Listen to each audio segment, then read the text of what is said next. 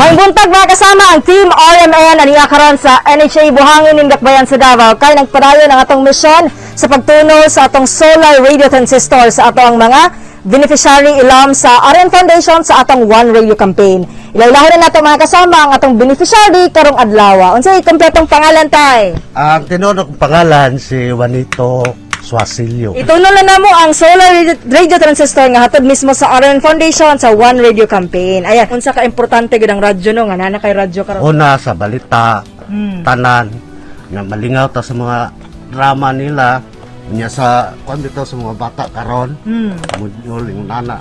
Dili ka module diri sa inyo hapon. Kani akong dalagang magulang ani o kani. Timing kayo, sakto kaayo kay. Aside sa ma-update mo sa balita, kay gamodyo sila ha natay programa sa Domingo. Napoy radyo day raman gyud. Karon dili na ka manghuram, dili na ka mag hapak-hapak ka ng radyo nimo kay nana kay solar radio transistor. Mission accomplished mga kasama dinhi sa NHA Buhangin kauban si Radyoman Irin Lumusbog. Kini si Radyoman ay Miguelita Tatak RMN.